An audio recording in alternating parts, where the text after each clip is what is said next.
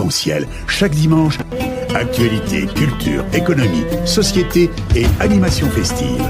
Avec Abdelatif Arc-en-Ciel, la chronique. Mesdames et messieurs, retour au direct et comme ça a été annoncé, nous sommes heureux d'être en ligne avec monsieur Barthélemy Courmont. Bonjour. Bonjour. Bonjour et bienvenue dans l'émission Arc-en-Ciel sur Radio Pluriel, une émission dédiée aussi à l'actualité internationale. Monsieur Barthélemy Courmont est directeur de recherche à l'Institut des Relations internationales et stratégiques, l'IRIS, et maître de conférence à l'Université catholique de Lille. L'accord de Sentosa du 12 juin restera dans l'histoire mondiale. Ma première question, si vous le permettez. Kim et Donald Trump, apparemment, chacun d'eux a réalisé son rêve. Effectivement, vous avez raison de mentionner qu'on peut parler un petit peu de rêve pour les deux personnages. Il y avait beaucoup d'attentes concernant cette rencontre. C'est pourquoi j'ai parlé de rêve. Voilà. Absolument. Il y avait effectivement beaucoup d'attentes de la part des deux hommes, mais aussi de la part de l'opinion publique, j'ai envie de dire internationale. Beaucoup de déceptions aussi, puisque il n'y a pas d'accord à proprement parler. Hein. Vous avez mentionné cet accord historique. Il y a une rencontre historique le 12 juin. En revanche, il n'y a pas eu véritablement d'accord. Il y a plus eu une déclaration d'intention ou une volonté de pousser un petit peu les discussions et d'essayer d'aller vers une pacification de la péninsule. Donc des avancées qui sont intéressantes, mais qui sont malheureusement encore un petit peu vides de sens. Et donc on attend de voir évidemment comment les futures rencontres se mettront en place. En revanche, effectivement, pour les deux hommes, il s'agit d'un aboutissement. Donald Trump peut s'enorgueillir, à juste titre, d'être le premier président des États-Unis en exercice à avoir rencontré un dirigeant nord-coréen. Aucun de ses prédécesseurs ne l'avait jamais fait. Donc c'est effectivement une réussite en termes de prestige pour lui. Il est d'ailleurs assez critiqué aux États-Unis depuis son retour à Washington. Certains lui reprochent justement une forme d'empressement dans cette rencontre et donc la rencontre ne fait pas véritablement l'unanimité. Mais toujours est-il que dans la population américaine, globalement, on se réjouit d'avoir réussi enfin à briser ce paradigme, à briser ce blocage dans la relation avec la Corée du Nord. Et c'est évidemment quelque chose dont il va s'enorgueillir et il va se servir un petit peu de ce succès diplomatique en vue notamment des prochaines élections mi-mandat dans quelques mois seulement. Et puis côté Kim Jong-un, c'est une réussite totale. Cela fait des décennies que la Corée du Nord demande une rencontre bilatérale avec le président des États-Unis. Celle-ci a été refusée à de multiples reprises, en particulier du fait de la crise nucléaire. Il n'était pas souhaitable de rencontrer un État proliférant, un chef d'État proliférant. Allait répondre des dirigeants comme Barack Obama, comme George W. Bush également. Il faut remonter en fait à la fin des années 1990 pour voir la possibilité d'une rencontre entre les deux dirigeants. Elle avait notamment été évoquée en 2000, à la toute fin de la présidence de Bill Clinton, par la secrétaire d'État, donc l'équivalent du ministre des Affaires étrangères américain, je précise pour nos auditeurs, qui était de passage à Pyongyang, ce qui était déjà à l'époque historique. Et elle avait, Madeleine Albright, proposé, avec Kim Jong-il, le père de Kim Jong-un, une possible rencontre entre le dirigeant nord-coréen et Bill Clinton. Cette rencontre n'a jamais eu lieu, mais à l'époque, on n'en était déjà pas très loin. Et donc, évidemment, cela nous montre à quel point, côté nord-coréen, cette volonté d'une rencontre ne date pas d'hier. Et c'est évidemment un immense succès pour Kim Jong-un, qui est parvenu tout simplement à se mettre au niveau des États-Unis. Et c'est en soi une réussite totale. Des observateurs avertis, M. Courmont, se posent la question suivante. Les cas coréens et iraniens sont traités différemment par la Maison-Blanche, menaces et sanctions d'un côté et dialogue de l'autre. Pourquoi et comment? Alors c'est effectivement une question qui nous interpelle tous. Comment se fait-il que Donald Trump, qui se montre aussi intransigeant sur le dossier iranien, se montre dans le même temps peut-être un petit peu naïf sur ce dossier nord-coréen. Alors il convient, j'ai presque envie de dire, de distinguer la situation dans laquelle sont les deux pays. L'Iran d'abord a signé un accord, c'était le 14 juillet 2015, un accord qui est défendu par la plupart des diplomaties occidentales et notamment des pays comme la France et l'Union européenne dans son ensemble d'ailleurs, mais aussi la Russie et la Chine qui défendent cet accord qu'ils estiment estime tout à fait bon, et notamment les contraintes qui sont associées. Et donc les États-Unis qui, par la voix de Donald Trump, en dénoncent le contenu et annoncent ni plus ni moins l'annulation de l'engagement de Washington aux côtés de ce groupe de pays qui avait signé à l'époque cet accord. L'Iran n'est pas, à ce jour, une puissance nucléaire. L'Iran était, jusqu'à cet accord de 2015, un État dit proliférant. Il y avait un programme d'armes nucléaires. Ce programme, si l'accord est respecté, est désormais terminé. On peut évidemment, ça c'est une autre question, se poser la question de savoir si l'Iran respecte les termes ou non, mais toujours est-il que l'Iran n'a pas l'arme nucléaire. Or, dans le cas de la Corée du Nord dispose depuis maintenant 12 ans précisément, depuis octobre 2006, de capacités nucléaires. On estime même que la Corée du Nord aurait un arsenal d'une 50aine d'armes nucléaires. Donc ce n'est pas négligeable. Et toute la différence, je pense, vient de là. En tout cas, dans la perception de Donald Trump et de son équipe. Exactement. Vous avez d'un côté un État qui est potentiellement un risque pour la sécurité, mais aussi un risque pour la diplomatie américaine. Et puis de l'autre, une situation qui est, j'ai presque envie de dire de manière triviale, déjà perdue pour les États-Unis, mais aussi pour ceux qui défendent le principe et le régime de non-prolifération. Et donc on ne traite pas ces deux pays de la même manière. Justement, c'est la question principale. Dans ce cas-là, on peut conclure comme quoi Donald Trump, c'est un homme pragmatique, quelque part. C'est un homme de réaliste. Donc, il y a effectivement, vous avez tout à fait raison, beaucoup de pragmatisme et de réalisme, peut-être un petit peu trop. D'ailleurs, chez Donald Trump, on souhaiterait parfois qu'il y ait un petit peu plus de mise en avant d'un certain nombre de valeurs. On peut notamment mentionner le fait que dans sa rencontre avec Kim Jong-un, à aucun moment, il a fait état de la situation des droits de l'homme. Rappelons que la Corée du Nord est un régime totalitaire, un des derniers régimes totalitaires de la planète, et Donald Trump semble totalement se désintéresser de cette question, notamment quand il va nous expliquer de manière un petit peu excessive que Kim Jong-un souhaite le bien pour son pays et pour son peuple. Cela reste quand même extrêmement discutable. Donc oui, c'est un réaliste.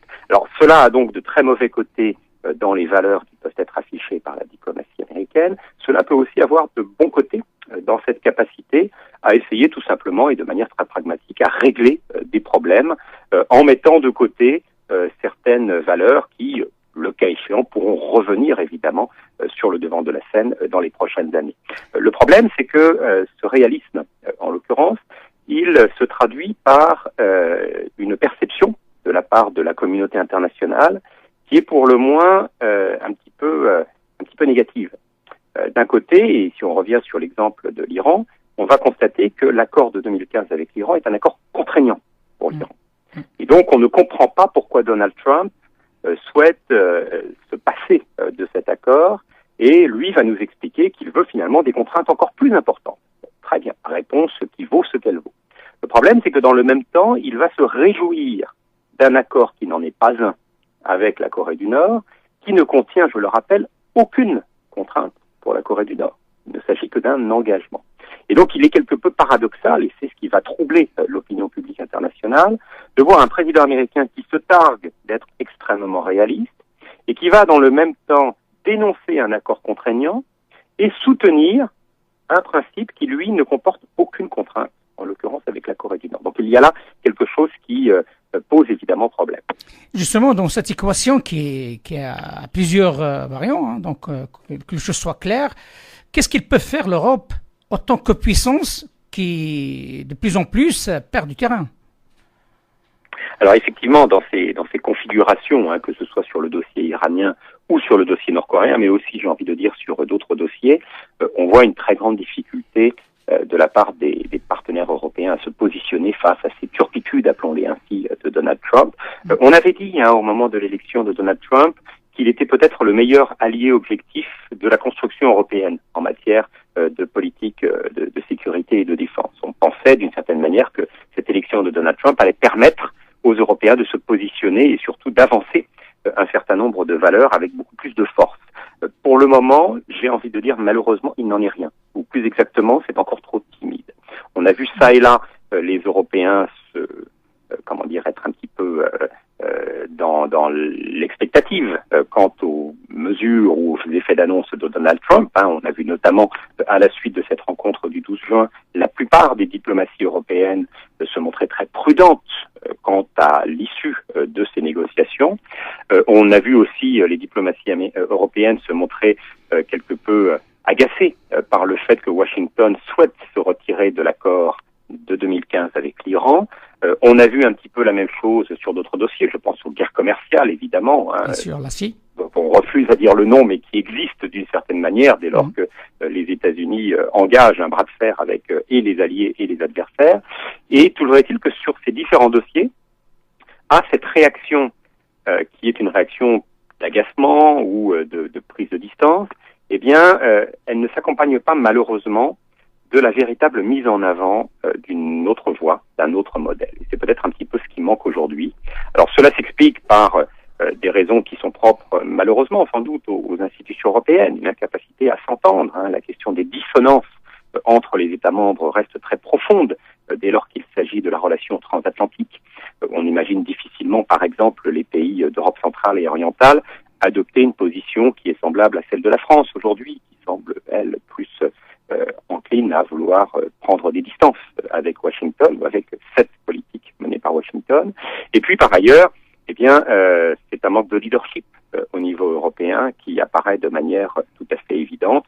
On se pose encore et toujours la même question, qui véritablement prend les décisions au niveau européen et surtout en matière de politique étrangère, qui est véritablement le chef de file. Et là, il y a parfois un décalage entre des perceptions à l'extérieur et puis une réalité qui est beaucoup plus complexe et surtout beaucoup plus difficile. Justement. Et, voilà, Emmanuel Macron est souvent vu, moi je travaille beaucoup sur l'Asie, Emmanuel Macron est souvent vu aujourd'hui, enfin depuis son élection, comme un petit peu le représentant de la diplomatie européenne.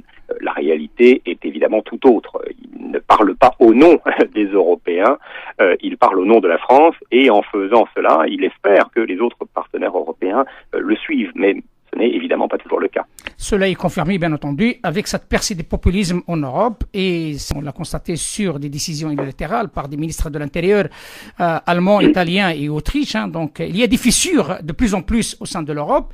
Mais comme vous l'avez bien évoqué au départ, vous avez parlé d'un bras de force aussi, pas que avec l'Europe, mais aussi de Donald Trump avec la Chine. Ce qui m'amène à ma dernière question, si vous le permettez. Qui sera au final gagnant de la lutte contre l'hégémonie américaine en Asie, le bloc asiatique formé par les deux Corées et la Chine d'un côté et les États-Unis et le Japon de l'autre, ou alors on assistera à une redistribution des cartes, laissant pour l'avenir les véritables confrontations militaires et économiques. Alors, la première chose que je dois dire pour répondre à votre question, c'est qu'il n'y a pas de logique de bloc en Asie orientale à l'heure actuelle. Il y a clairement une compétition, voire une rivalité entre Washington et Pékin, on le sait, et il est totalement naïf de le nier aujourd'hui. En revanche, dès lors qu'il s'agit des autres États de la région, soit le cas de la Corée du Nord qui est très particulier parce que c'est effectivement officiellement du moins l'ennemi absolu de Washington à l'heure actuelle. On attend de voir comment le dialogue qui s'est mis en place va évoluer, mais ça reste à ce jour l'ennemi de Washington.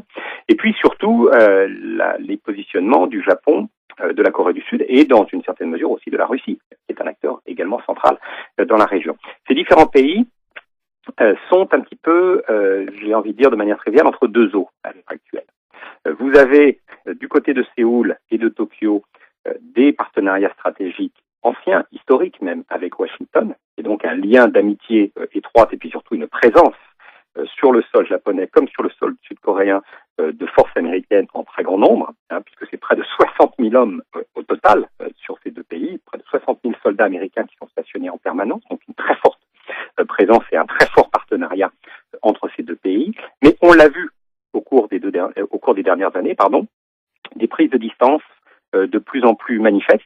Côté sud-coréen, il y a une relation d'abord bonne avec la Chine d'un point de vue diplomatique, et puis surtout une relation économique très étroite avec la Chine. Et donc on peut difficilement imaginer que la Corée du Sud prenne fait et cause pour Washington dans une guerre commerciale, voire même une compétition stratégique avec la Chine, dont évidemment elle ferait les frais. Et donc, on a senti clairement, en particulier depuis l'élection de Moon Jae-in, l'actuel président sud-coréen, une volonté de se rapprocher sensiblement de Pékin, mais sans pour autant, évidemment, tourner le dos à Washington. Donc on est clairement entre les deux puissances. Côté japonais, avec M. Abe Shinzo, le Premier ministre actuel, on a fait clairement le pari des États-Unis. Et donc la position japonaise se montre parfois de manière un petit peu caricaturale, très anti-chinoise.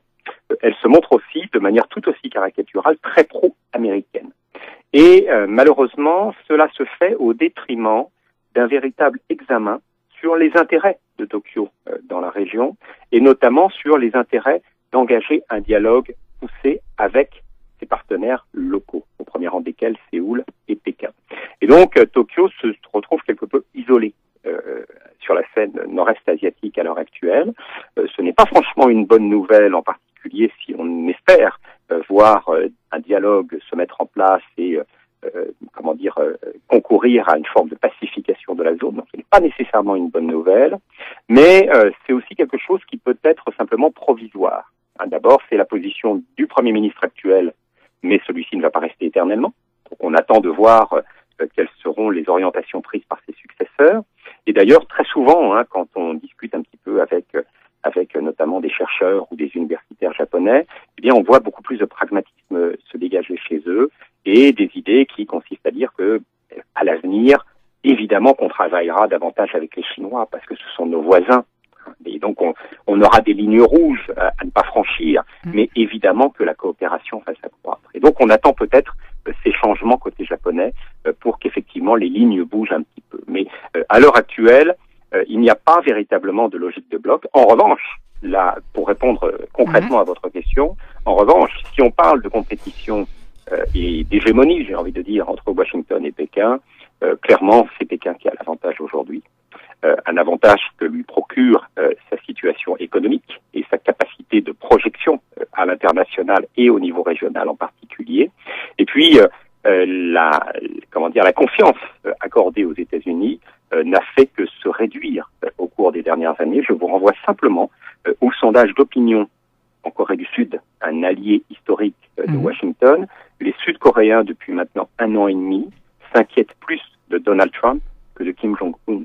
Ça en dit long quand même sur le peu de confiance que les Sud-Coréens, pour ne prendre qu'un seul exemple, accordent désormais aux États-Unis. Et ça, c'est évidemment un énorme problème pour Washington. Il y a, de manière réelle, certes relative, mais réelle malgré tout, un déclin de Washington en Asie orientale, comme d'ailleurs dans d'autres régions.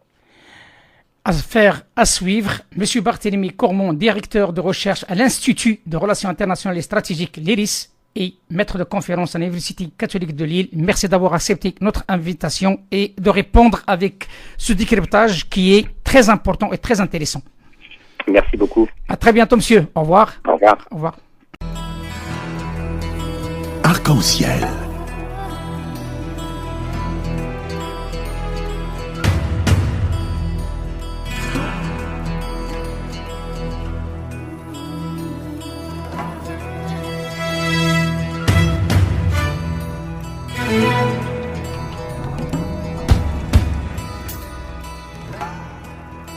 Arc-en-ciel, chaque dimanche, actualité, culture, économie, société et animation festive. Avec Abdelatif Arc-en-ciel, la chronique.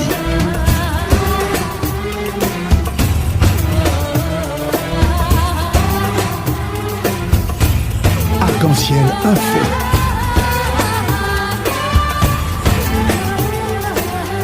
Arc-en-ciel, animation festive.